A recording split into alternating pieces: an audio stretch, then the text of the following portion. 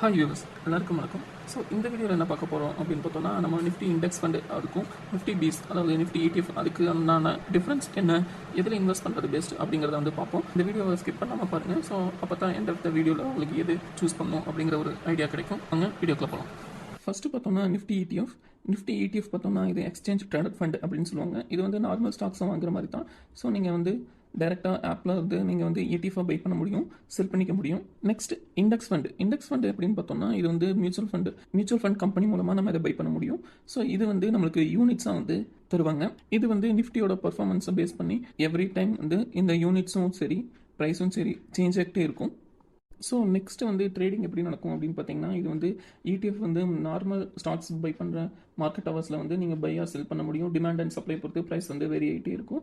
இதுவே வந்து index ETF fund எடுத்துக்கிட்டோம்னா நம்ம வந்து NAV வேல்யூன்னு சொல்லுவாங்க, அதாவது நெட் அசெட் வேல்யூ. ஸோ அதில் தான் நம்ம வந்து பை ஆர் செல் பண்ண முடியும். அதை நீங்கள் செல் பண்ணிட்டீங்கன்னா அது எண்ட் ஆஃப் த டேல வந்து அனதர் பையர் பை பண்ணுறதை வச்சு உங்களுக்கு அந்த யூனிட்டை கொடுத்துட்டு அதிலிருந்து செல் பண்ணதுலேருந்து வர்ற அமௌண்ட்டை உங்களுக்கு வந்து செட்டில் பண்ணுவாங்க.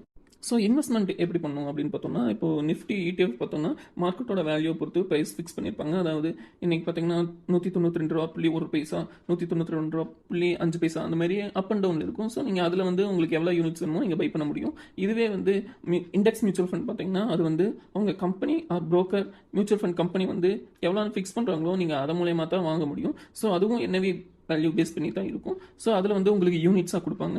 அது வந்து மினிமம் இன்வெஸ்ட்மெண்ட் 10 ரூபா கூட சில கம்பெனிஸ் ஆஃபர் பண்ணுறாங்க. ஸோ அதை பற்றி தெரிஞ்சுக்கணும், இன்னொரு வீடியோ வந்து தனியாக அதை பற்றி போட்டிருக்கோம், செக் பண்ணி பாருங்கள். நெக்ஸ்ட் வந்து எக்ஸ்பென்ஸ் ரேஷியோ எவ்வளோ இருக்கும். இப்போ ஒரு ஸ்டாக்ஸை வாங்கிட்டீங்க, அதை விற்கணும். ஸோ விற்கும் போது எவ்வளோ வரும் அப்படிங்கிறது வந்து இது வந்து எக்ஸ்பென்ஸ் ரேஷியோ வந்து ETFல வந்து மியூச்சுவல் ஃபண்டை விடவே வந்து லோயராக தான் இருக்கும். இருந்தாலும் ஸோ ஸ்டாக்ஸ் எக்ஸ்சேஞ்சோட காஸ்ட் எல்லாமே இது கூட சேர்ந்து வரதுக்காட்டிக்கு உங்களுக்கு எக்ஸ்பென்ஸ் ரேஷியோ ETFலையும் இருக்குது. அதேமாரி மியூச்சுவல் ஃபண்டில் பார்த்தீங்கன்னா மியூச்சுவல் ஃபண்ட் வந்து எக்ஸ்பென்ஸ் ரேஷியோ வந்து ETFோட கொஞ்சம் அதிகமாக இருக்கும். ஏன்னு பார்த்தீங்கன்னா இவங்க வந்து தனியாக வந்து அக்கௌண்ட் எல்லாமே மேனேஜ் பண்ணுவாங்க. ஸோ அதில் இருக்க ஸ்டாக்ஸோட அலோகேஷன் பண்ணுறதா இருக்கட்டும், ஸோ எந்தெந்த ஸ்டாக்ஸில் எவ்வளோ இன்வெஸ்ட் பண்ணும் அந்த மாதிரி நிறையா ஒர்க் அவங்க பேக்கில் பண்ணுறதுனால ஸோ அவங்களுக்குன்னு சில எக்ஸ்பென்ஸ் ரேஷியோ இருக்கும். ஸோ இது வந்து ETF கம்பேர் பண்ணும்போது ஸ்லைட்லி கொஞ்சம் அதிகமாக இருக்கும். ஸோ இப்போ வந்து சில எக்ஸாம்பிள்ஸ் பார்ப்போம். இப்போ எக்ஸாம்பிளுக்கு நான் லாஸ்ட் டிசம்பரில் வந்து நான் வந்து 1 lakh லப்சமாக இன்வெஸ்ட் பண்ணியிருக்கேன். இப்போ கரண்ட்டாக வந்து மார்க்கெட் பீக்கில் இருக்குது. ஸோ எவ்வளோ வந்து டிஃப்ரென்ஸ் இருக்குது ரெண்டுலையும் அப்படிங்கிறத பார்ப்போம். நான் ஃபஸ்ட் எடுத்தவொடனே நிஃப்டி பீஸ் வாங்குறேன். நிஃப்டி பீஸ் பார்த்தீங்கன்னா எனக்கு குவான்டிட்டியாக பார்த்தோம்னா 499 குவான்டிட்டிஸ் கிடச்சிருக்கு. பாட் ப்ரைஸ் வந்து 200 ரூபாய்க்கு வாங்கியிருக்கேன். ஆனால் கரண்ட் ப்ரைஸ் பார்த்தீங்கன்னா 236 இருக்குது. ஸோ கரண்ட் ரிட்டர்ன் பார்க்குறப்போ எனக்கு 18,215 வந்து கிடச்சிருக்கு. ஸோ இதுவே வந்து இண்டெக்ஸ் ஃபண்டில் எவ்வளோ கிடச்சிருக்குன்னு பார்ப்போம். இண்டெக்ஸ் ஃபண்டில் வந்து நம்ம யூனிட்ஸ் அதாவது NAV value net asset value base பண்ணி நமக்கு யூனிட்ஸாக கிடைக்கும். அதாவது இண்டெக்ஸ் ஃபண்டில் பார்த்தீங்கன்னா எனக்கு 1 lakhக்கு வந்து 805.6 யூனிட்ஸ் வந்து கிடச்சிருக்கு. அதோட NAV வேல்யூ வந்து நான் பை பண்ணும்போது 124.13 இருந்திருக்கு. கரெக்டாக பார்த்தீங்கன்னா 147.12 இருக்குது. ஸோ டோட்டலாக பார்த்தோம்னா இதுலேயும் வந்து நான் 1 lakh லப்சமாக போட்டிருக்கேன். கரண்ட் ரிட்டர்ன் பார்க்கும்போது 18,520 அந்த வேல்யூ எனக்கு கிடச்சிருக்கு. இப்போ ரெண்டுக்குமே பார்த்தோம்னா ரிட்டர்ன் பார்க்கும்போது டிஃபரன்ஸ் 305 வந்து டிஃபரன்ஸ் இருக்குது இண்டெக்ஸ் ஃபண்டுக்கும் நிஃப்டி பீஸ்லையும். இண்டெக்ஸ் ஃபண்டில் வந்து கொஞ்சம் அதிகமாக இருக்குது.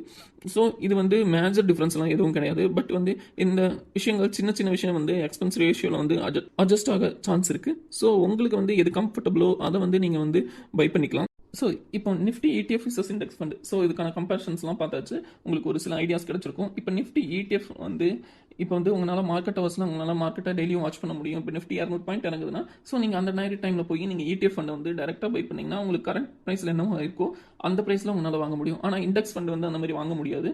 அது மார்க்கெட் க்ளோஸ் ஆனதுக்கப்புறம் எண்ட் ஆஃப் த ட்ரேடிங் டேயில் தான் வந்து நேம் வேல்யூ பேஸ் பண்ணி உங்களுக்கு பர்ச்சேஸ் பண்ணி தருவாங்க. இந்த மாதிரி சில அட்வான்டேஜஸ் அண்ட் டிஸ்அட்வான்டேஜஸ் வந்து ரெண்டுலேயுமே இருக்குது.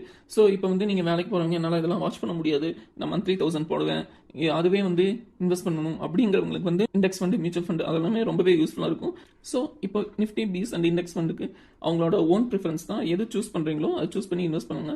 இன்வெஸ்ட் பண்ணுறதே வந்து ஒரு பெஸ்ட் குவாலிட்டி தான். ஸோ நீங்கள் எப்படி இன்வெஸ்ட் பண்ணாலும் அது ஃபியூச்சரில் உங்களுக்கு க்ரோத்துக்கு நல்லாவே யூஸ்ஃபுல்லாக இருக்கும். ஸோ தொடர்ந்து இன்வெஸ்ட் பண்ணுங்கள். இந்த வீடியோ யூஸ்ஃபுல்லாக இருக்கும் நம்புகிறோம். ஸோ உங்களோட லைக்ஸ் அண்ட் சப்போர்ட் கொடுங்க. நன்றி, வணக்கம். நெக்ஸ்ட் வீடியோவில் பார்க்கலாம்.